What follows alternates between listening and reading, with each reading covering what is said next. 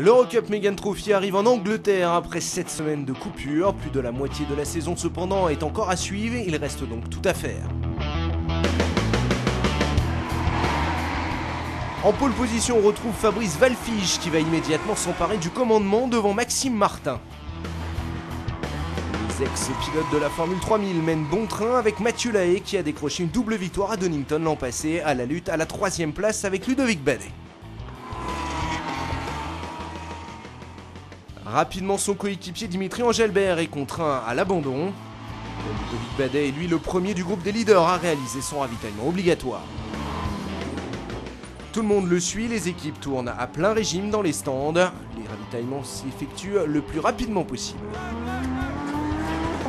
Pendant ce temps, Fabrice Wallfisch pointe toujours en tête de la course.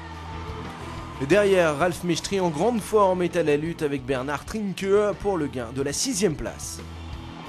Une lutte qui ne va pas durer très longtemps cependant, Carlo Van Damme sort en ten brink de la piste.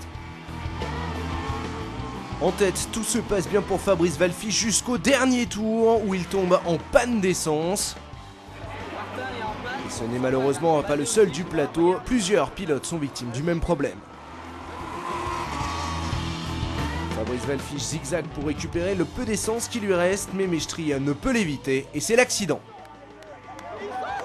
L'explication vient du fait qu'un changement de température et de direction du vent depuis les qualifications ont troublé les équipes. Conséquence, elles ont bien du mal à calculer leurs besoins en carburant.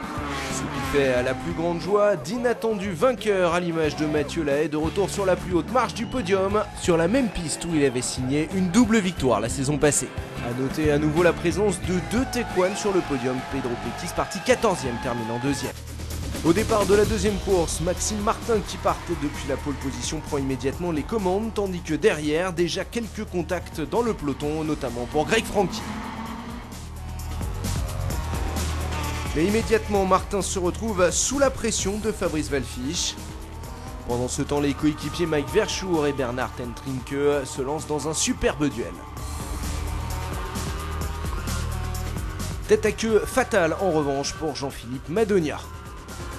Après un nouveau bon départ, Pedro Pettis est désormais lancé dans une folle remontée qui va être facilitée par l'apparition du safety car suite à cette grosse sortie de Giuseppe Siro projetée dans le mur par Sébastien Doilly. Avec l'ouverture de la fenêtre des ravitaillements et l'intervention du safety car, la plupart des pilotes se précipitent au stand pour ravitailler.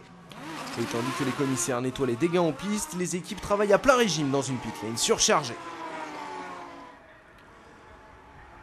Tous les concurrents sont repassés par les stands excepté les 2 leaders, Martin et Wallfisch. Derrière, Michael Rossi part à la faute dans la voiture de Mike Verschoor. De son côté, Pedro Pettis continue à attaquer et se rapproche du top 6. Un boulevard s'offre à lui quand Ludovic Badet élimine Carlo Van Damme. Avec les ravitaillements enfin de Martin et Wallfisch, le dernier des leaders, Dimitri Engelbert, se retrouve en tête devant Ralf Mestri. Mais ça ne dure pas très longtemps et le Suisse reprend facilement les commandes pour aller décrocher une nouvelle victoire.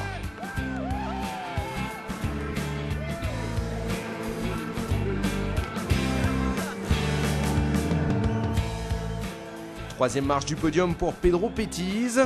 Derrière, Dimitri Engelbert. Nouvelle victoire donc pour le Suisse Mestri.